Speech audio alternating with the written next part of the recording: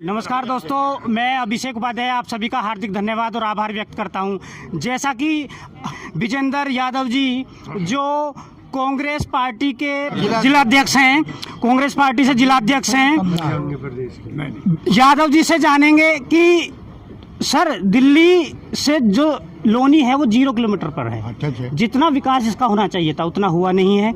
यहाँ पर एक मुस्लिम आबादी भी है जो आर्थिक स्थिति जिसकी ठीक नहीं है और यहाँ पर मजदूर बहुत रहते हैं। आपका विचार जानना चाहेंगे कि विकास क्यों नहीं हो पाया।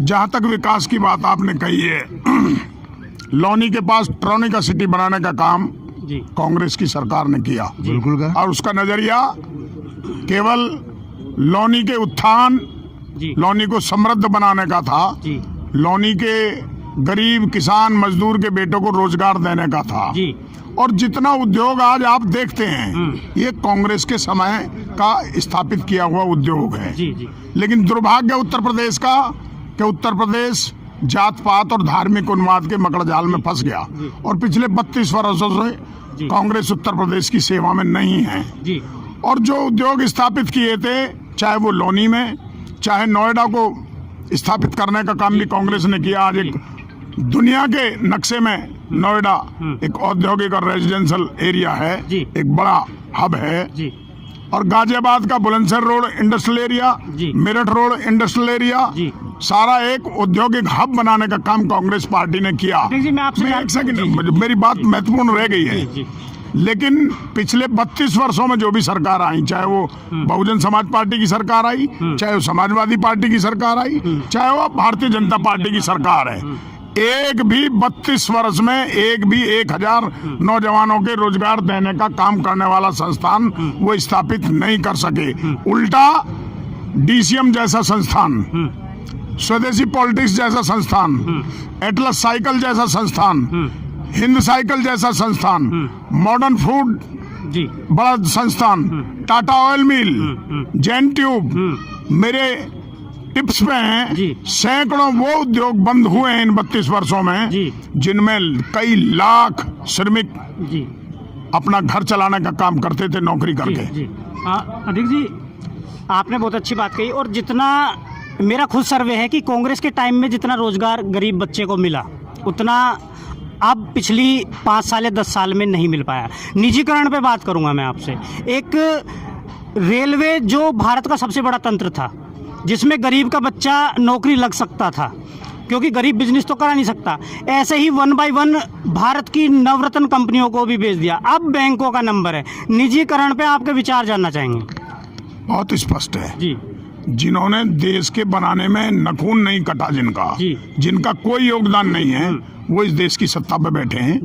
केवल झूठ और षड्यंत्र और समझ भाग के और झूठे सपने दिखाने के आधार पर कांग्रेस ने हजारों करोड़ों लाखों नौजवानों को रेलवे में नौकरी दी, एयरपोर्ट इंडस्ट्रीज में नौकरी दी, तमाम जितने संस्थान स्थापित किए वो कांग्रेस पार्टी ने किए। आज जो 70 साल का नारा लगाने वाले लोग थे, जिन्होंने कहा कांग्रेस ने 70 साल में कुछ भी नहीं किया, 70 साल में कांग्रेस पार्टी ने इतना कुछ देश में बनाने का काम किया जिसको नरेंद्र मोदी जी और अमित शाह जी बेचते बेचते चक्कर खाकर पसीना आगे गिर रहे हैं वापस, लेकिन वो बेच नहीं पा रहे हैं। और अब कुछ छोड़ा भी नहीं है। जो भारतीय रेल, जो एक गर्व था हिंदुस्तान का, जो एक सम्मान था हिंदुस्तान का, उस पर आज अडानी रेल लिखा है। ये काम नरेंद्र मोदी जी और भारतीय जनता पार्टी ने किया है। जिन्होंने कहा 2 करोड़ नौजवानों को रोजगार देंगे, वो 20 लाख नौजवानों को 7 वर्ष में रोजगार नहीं दे पाए। उल्टा अभी डॉक्टर साहब ने बताया 23 करोड़ लोग गरीबी रेखा से नीचे चले गए। ये हमारे आंकड़े नहीं है, मोदी सरकार के आंकड़े हैं। और 27 करोड़ लोग सरकारी नौकरी खो चुके हैं। यादव जी हम आपसे जानना चाहेंगे क्योंकि सवाल तो सत्ताधारी से ही पूछा जाएगा और मैं सत्ताधारियों से पूछता भी हूं और मेरे सवाल बहुत कड़वे होते हैं, लेकिन आपके विचार भी मैं जानना चाहूँगा कि जो सत्ताधारी हैं वो मंदिर जाते हैं, मस्जिद जाते हैं और गुरुद्वारा जाते हैं। जो उत्तर प्रदेश के स्कूल हैं जिनकी हालत बहुत ही जर्जर है और जो यहाँ के हॉस्पिटल हैं, हॉस्पिटल और स्कूल का दौरा कोई नहीं करता।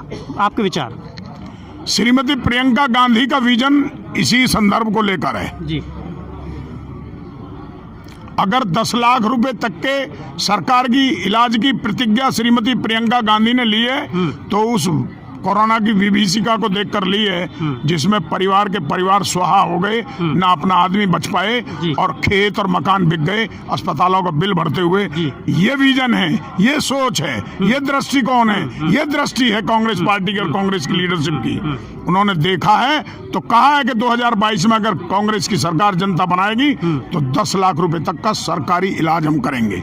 जहां तक शिक्षा का आपने सवाल उठाया, बुनियादी तौर पर जब भारत का निर्माण, इस देश का निर्माण कांग्रेस जाति और धर्म विहीन के आधार पर हमारे नेताओं ने इसकी बुनियाद रखी थी, तब कोई गांव नहीं बचा था जिसमें सरकारी पाठशाला नहीं खोली थी, कोई जिला और शहर नहीं बचा था जिसमें डिस्पेंसरी और जिला चिकित्सालय अस्पतालों का निर्माण नहीं किया था। लेकिन पिछले 32 वर्षों से वो सारी संस्थाएं भरभरा कर गिर गई।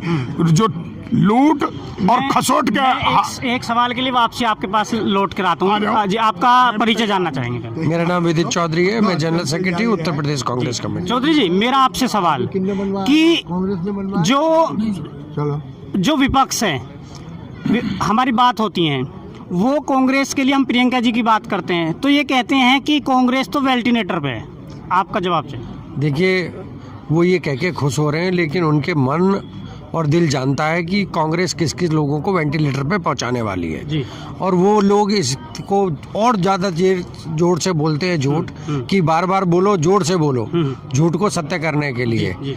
आने वाला समय बताएगा कि जिस तरीके के आज आपने प्रशिक्षण में युवाओं का जोश, महिलाओं का जोश यहाँ पर देखा, और लौनी जैसी, जो हम एक तरीके से कहें कि कांग्रेस के लिए बिगर उपजाऊ जमीन थी, उस लौनी जैसी जमीन पर जिस तरीके से युवाओं का, अकलियत का, माइनॉरिटी के लोगों का जोश देख रहे हो, आने वाले समय में ये जनता बताएगी कि वेंटिलेटर पे किस किस को पहुंचा। यामीन मलिक जी से मेरा एक सवाल है।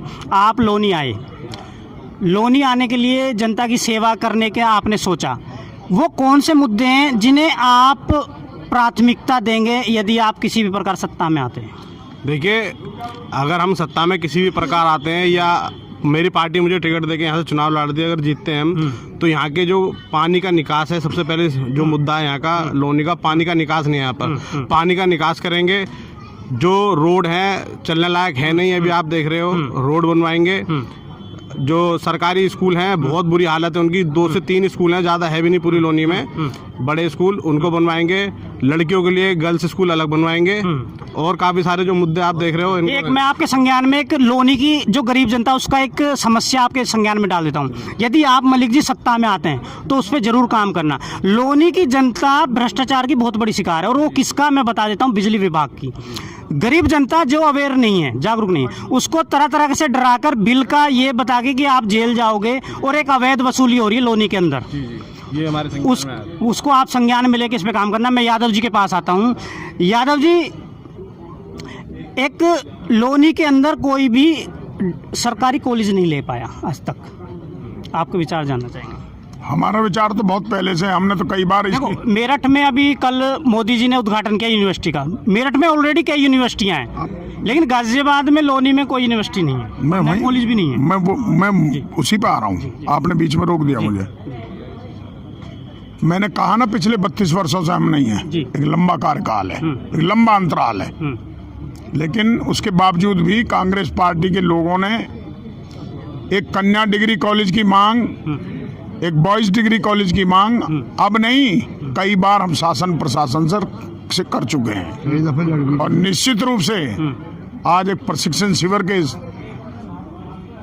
समय पर हम सब लोग यहाँ इकट्ठे हैं। मैं मीडिया के माध्यम से, आपके माध्यम से आश्वस्त करता हूँ, 2022 में हम जीतेंगे और लोनी हमको मिलेगी। तो आप निश्चित समझ लीजिए कि हाँ, भ्रष्टाचार के खिलाफ भी जंग होगी, और बॉयज और लड़कियों का डिग्री कॉलेज भी होगा, रास्ते और पानी निकासी भी होगी, और पीने के पानी की भी समुचित व्यवस्था होगी, और माफिया गर्दी पर भी अंकुश लगाने का काम करेंगे। यादव जी, बात करें पूरे उत्तर प्रदेश में ही, जैसे कि आम आदमी पार्टी भी कूद गई है, लोनी में भी कैंडिडेट हैं। जो मुस्लिम वोटे हैं उनके ध्रुवीकरण के लिए बहुत सारे प्रयास किए जा रहे हैं। क्या मुस्लिम वोट पूरा कांग्रेस के साथ है? देखिए, मुस्लिम वोट कांग्रेस के साथ होना चाहिए, निश्चित रूप से, क्योंकि पिछले दिनों सीए और एनआरसी पर जो कुछ खेल खेला गया और जो पिछले 32 वर्षों से मुसलमानों का रहनुमा बनकर वोट हथियाने का काम करके और सत्ता कब्जाने का काम जिन लोगों ने किया है, और मैं साफ तौर से कहूं, चाहे समाजवादी पार्टी के लोग हों चाहे बहुजन समाज पार्टी के लोग हैं, यहाँ बहुत बड़ी तादाद है आज मुस्लिम भाइयों की। कोई एक आदमी खड़ा होकर नौजवान बता दे कि कहीं अखिलेश यादव और मायावती एनआरसी और सीए पे किसी के आंसू पहुंचने निकले। श्रीमती प्रियंका गांधी और राहुल गांधी अगर घरों में ना निकलते, लोगों को ताकत ना देते, जबकि कांग्रेस में भी इस दिमाग के लोग थे कि कांग्रेस पार्टी पर पहले से आरोप है कि मुस्लिमों की पार्टी है, आप जल जाओगे, जो बचा कुचा हिंदू है वो फिर भी भाग जाएगा। लेकिन मैं सैल्यूट करता हूं अपनी लीडरशिप को। उन्होंने कहा कांग्रेस की बुनियाद हमारे महान नेताओं ने जाति और धर्म के आधार पर नहीं रखी थी। किसी भी धर्म का शोषण होगा, चाहे वो हिंदू है, चाहे वो मुसलमान है, चाहे वो सिख है, चाहे वो ईसाई है, हम उस सब की रक्षा करेंगे। और उसी के तहत माँ, बेटे और बेटी तीनों निकले। श्रीमती सोनिया गांधी, श्रीमती प्रियंका गांधी, श्री राहुल गांधी जी मेरठ, मुजफ्फरनगर, गाजियाबाद, नोएडा, सहारनपुर, कहाँ नहीं गए, बाराबंकी, बनारस, गोरखपुर, बलिया, देवरिया, आजमगढ़, कहाँ नहीं गए और आंसू पहुंचे। और मोदी की इस तानाशाह की सरकार को सीएनआरसी पे बैकफुट पाना पड़ा और आज वो ठंडे बस्ते में है। ये देन कांग्रेस पार्टी और राहुल गांधी की है। तो मैं मुस्लिम भाइयों से कहना चाहता हूँ, जो फाउंडर समाजवादी पार्टी के आजम खां हैं, उनकी रक्षा नहीं कर सके अखिलेश और नेताजी मुलायम सिंह यादव जी, आपकी रक्षा करने वाले नहीं हैं, ना उनके बस का है। इस देश की सियासत में आज अगर कोई नरेंद्र मोदी को चुनौती देने वाला नेता है तो उसका नाम राहुल गांधी और श्रीमती प्रियंका गांधी है। हम सबको सोचना पड़ेगा। Congress party, Congress party. यादव जी आपसे जानना चाहूँगा, मैं 2 सवाल और करूँगा, 2 सवाल और करूँगा। रोटी भी ठंडी है। हाँ, कि जो किसान आंदोलन हुआ, क्या उसका फायदा कांग्रेस को होगा और बीजेपी को नुकसान होगा? जबकि बीजेपी कह रही है कि किसान हमसे खुश हैं और हमारे साथ हैं। कांग्रेस ने फायदा नुकसान के लेकर कभी रणनीति नहीं बनाई। कांग्रेस ने तो 72,000 करोड़ रुपया किसानों को माफ किया, जमीन पर उतारा। कांग्रेस ने इस देश में भूमि अधिग्रहण का कानून 1884 का काला कानून बदला और नया कानून दिया, जिससे हिंदुस्तान के किसानों की रीढ़ बहुत स्टेनलेस स्टील हुई है।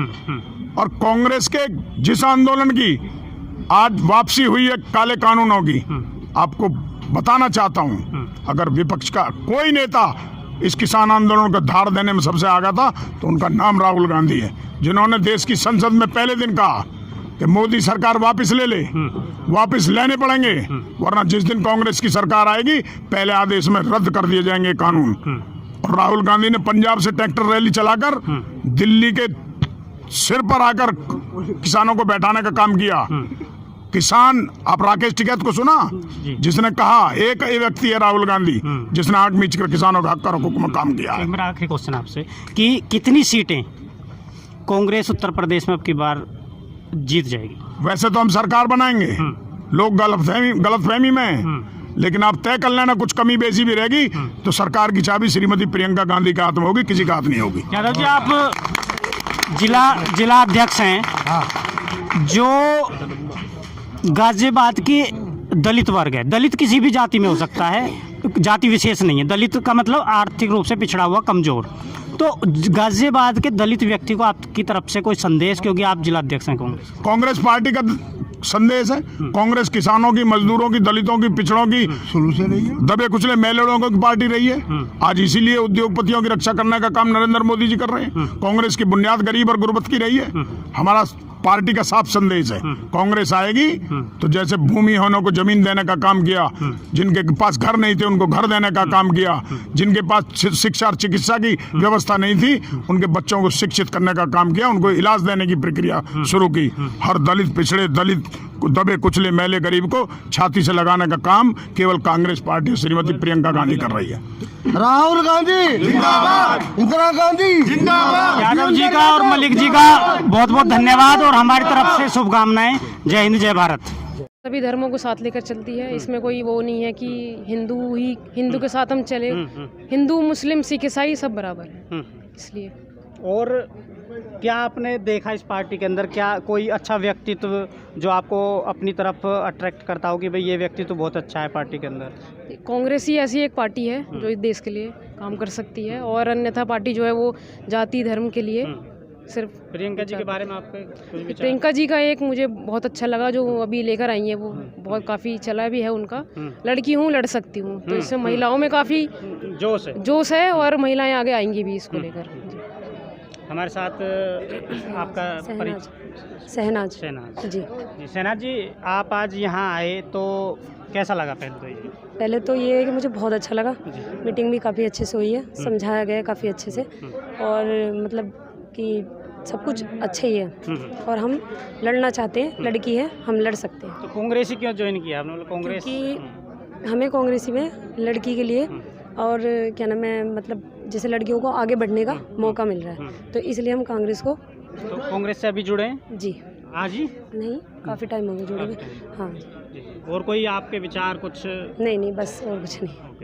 जी, आपका शुभ नाम और परिचय? मैं सोनी प्रजापति हूँ और काफ़ी समय से पार्टी में हूँ, और मेरे खुद नाना जी जो है क्रांतिकारी कांग्रेस पार्टी के लिए योगदान दिया है, और साथ ही ये भी कहना चाहूँगी पार्टी जो है हमारी ज़मीनी स्तर पे बहुत काम करने में लगी हुई है, और हम भी लोनी विधानसभा से मैं खुद एक उम्मीदवार हूँ, क्योंकि लड़की हूँ लड़ सकती हूँ, और यही लोनी से आप? जी मैं कांग्रेस से जी उम्मीदवारी वो मैंने कर रखी है, सोनी प्रजापति में ही हूँ, और मेरा तो यही सोचना है कि जब महिलाओं को इतना मान सम्मान पार्टी देती है तो सभी महिलाओं को पार्टी से जुड़कर आगे बढ़ना चाहिए और प्रियंका दीदी का साथ देना चाहिए।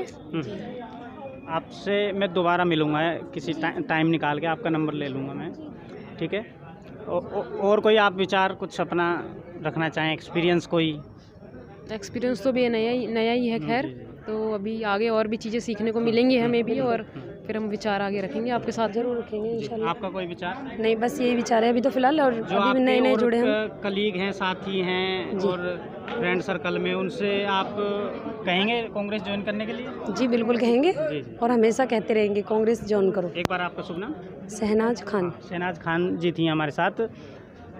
सिलसिला चलता रहेगा, चुनावी दौर है, करीब 15 तारीख को आचार संहिता लग जाएगी।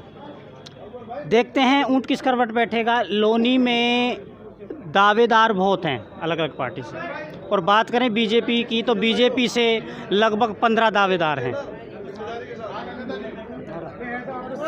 हाँ, बढ़ते रहेंगे वो तो टाइम पे आएंगे। मैं आपको ज़मीनी हकीकत दिखाता रहूँगा। मैं अभिषेक उपाध्याय, धन्यवाद। हिंद, जय भारत।